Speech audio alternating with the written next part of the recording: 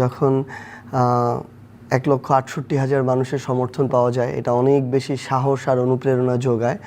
আবার একই সাথে যখন বিভিন্ন কারণে কিংবা কারণ দেখিয়ে মাত্র 7,000 ভোটের ব্যবধানে পরাজিত হই কিংবা হারিয়ে দেওয়া হয়, তখন আরেক ধরনের অনুভূতি তৈরি হয়। কেনই হারিয়ে দেওয়া হয় আর অভিযোগ কেন?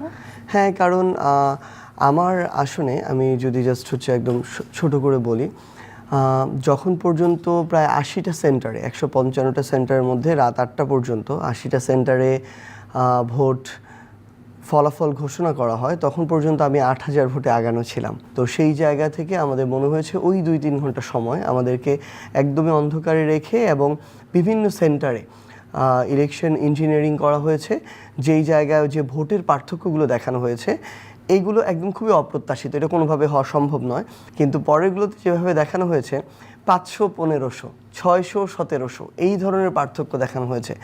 তো আমার জায়গা থেকে স্পষ্ট মনে হয়েছে যে এখানে নিশ্চয়ই কোনো একটা মেকানিজম ছিল।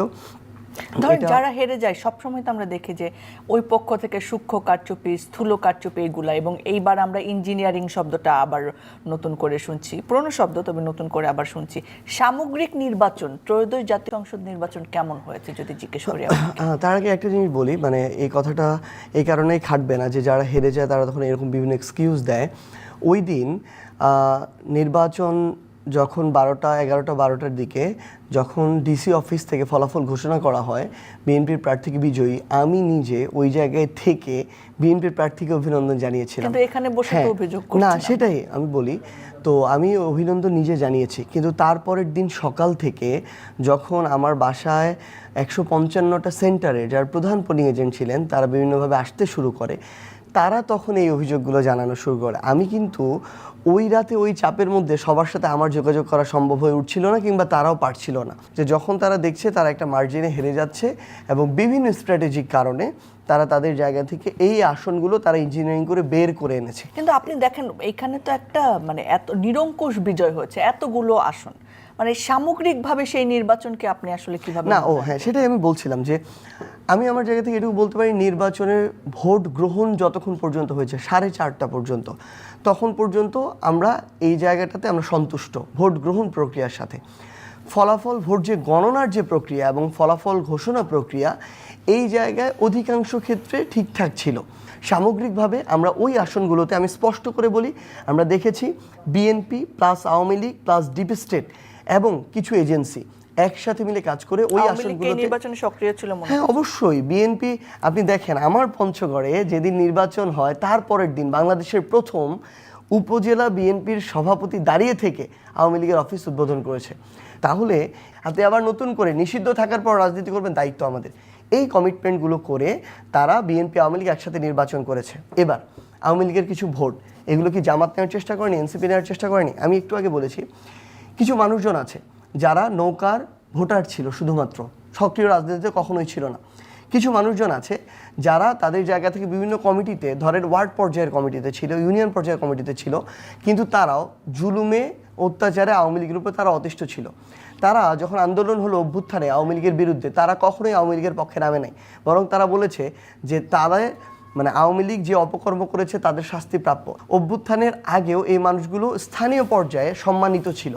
মানুষজন বলতো তারা একটা দল করতে পারে, কিন্তু দল কানা না, তাদের ওই বিবেকবোধের জায়গা আছে। তারা মানুষের উপরে বিএনপি বেছে বেছে তাদেরকে আনতে চাইছেন না, আমরা বেছে বেছে আনতে চেয়েছি, ব্যাপারটা এরকম না। ব্যাপারটা এরকম যে তারা যখন সম্মানের সাথে সমাজে বসবাস করেছে, জামায়াতও তাদের জায়গায় তাদেরকে অ্যাপ্রোচ করেছে, হয়তো এনসিপিও অ্যাপ্রোচ করেছে, কেউ হয়তো এসেছে, কেউ হয়তো আসেনি, কিন্তু কিছু কিছু মানুষজন সেই জায়গা থেকেও ভোটার হিসেবে এসেছে।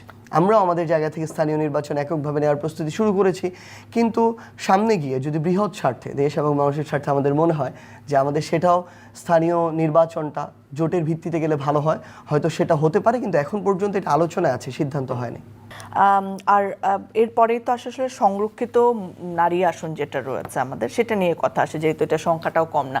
তো সেই জায়গায় আপনারা মানে এই 11 দলীয় জোটের আসনের অনুপাতে কি আপনারা দেবেন, নাকি এনসিপি যত 6টা আসন পেয়েছে সেটার বিপক্ষে তারা নারী আসন দেবেন, আবার জামাত তাদের দল থেকেই তাদের আসনের অনুপাতে দেবে, নাকি সবাই মিলে আসলে ট্রাই করবেন?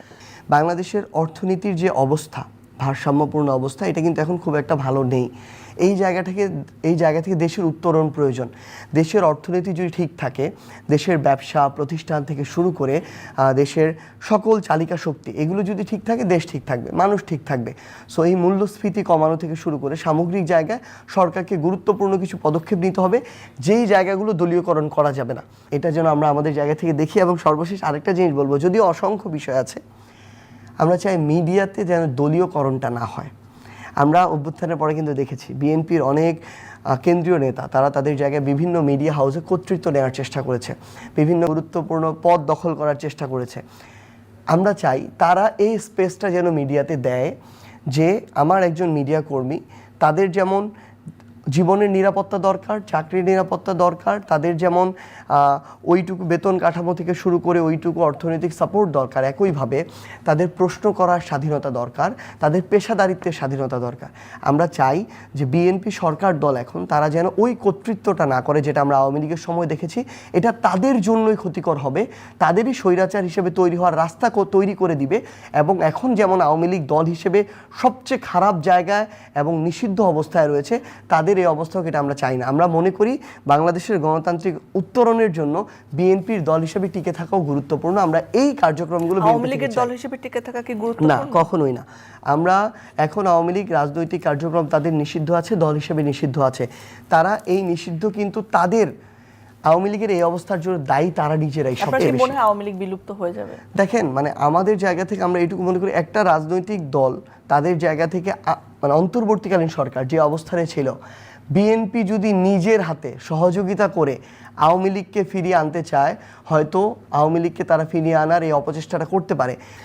বিএনপি তালা ভেঙে আওয়ামী লীগের অফিস চালু করে দিচ্ছে সকালবেলা, আর বিকালবেলা ছাত্রদল, যুবদল বা বিএনপির আরেকটা অংশ আবার গিয়ে তালা দিচ্ছে।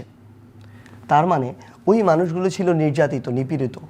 কিন্তু যারা এখন নতুন করে সুবিধাভোগী এগুলো অফিস খোলার চেষ্টা করছে, তারা এর আগেও সুবিধাভোগী ছিল আওয়ামী লীগের সময়, তারা তলে তলে নেগোসিয়েশন করে চলেছে।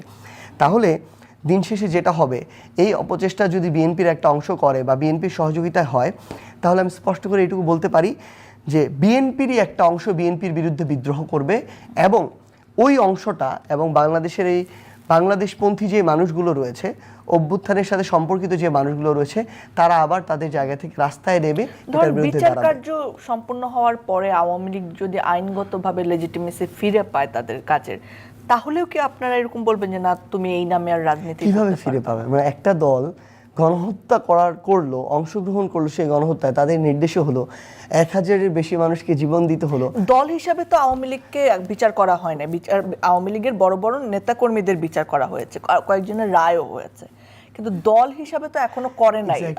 আমি আপনি মানে বলি বা 100 জন বলুক, মানে সেটা কি লাভ হবে আসলে আইনগতভাবে? দেখেন, মানে আমরা আমাদের জায়গা থেকে কিন্তু স্পষ্ট করে এটাই বলে এসেছি এখন পর্যন্ত দল হিসেবেই আওয়ামী লীগের কার্যক্রম নিষিদ্ধ করা, দল হিসেবে, কিন্তু ব্যক্তির না, যে শেখ হাসিনার কার্যক্রম নিষিদ্ধ বাকি সবার চলবে এরকম না, তো দল হিসেবেই নিষিদ্ধ করা। এটাকে আমরা আমাদের জায়গা থেকে এই নিষিদ্ধটাকে ওইটুকুর বাস্তবায়ন আইনগতভাবে যেভাবে সম্পূর্ণ করা প্রয়োজন, বিএনপিকে এটা করতে হবে। যদি প্রশাসনিকভাবে না ওই অর্ডারটা না, এটা প্রশাসনিকভাবে এবং এটা আইনগতভাবে এটার ওই প্রক্রিয়াটা শেষ করতে হবে, কিন্তু বিএনপিকে এটা আইনগতভাবে ওই প্রক্রিয়াটা চলেছে এবং ওই ব্যাখ্যা অনুযায়ী এটা হচ্ছে। আরেকটা জিনিস আছে এখানে, সেটা হচ্ছে ব্যক্তি হিসেবে এই গণহত্যা চলেছে, এটা কেউ বিশ্বাস করবে না। ব্যক্তি হিসেবে কেউ স্বৈরাচার হয়ে উঠেছে, এটা হওয়া যায় না। ব্যক্তি হিসেবে এত মানুষের খুনের নেতৃত্ব দেওয়া যায়, এটা সম্ভব না। এই জায়গায় যে জিনিসটা হয়েছে, এটা দল হিসেবে আওয়ামী লীগ হয়েছে। আওয়ামী লীগ যা কার্যক্রম করেছে এটা দল হিসেবে করেছে। আওয়ামী লীগ যদি ওই ওয়ার্ড, ইউনিয়ন, উপজেলা, জেলা পর্যায়ে এই ধরনের সহযোগিতা না পেত, এই চেইন অফ কমান্ডটা তৈরি না করত এবং এই চেইন অফ কমান্ড একসাথে কাজ না করতো, কোনোদিন এই ধরনের স্বৈরাচার অবস্থায় আওয়ামী লীগ যেতে পারতো না। একই সাথে স্থানীয় পর্যায়ের যে স্থানীয় নির্বাচন, আমরা আমাদের জায়গা থেকেও দলীয়ভাবে প্রস্তুতি শুরু করছি। এনসিপির প্রার্থী যাচাই বাছাই থেকে শুরু করে আমাদের এই তালিকাটা প্রস্তুতি, এই জায়গায় কাজ করছি।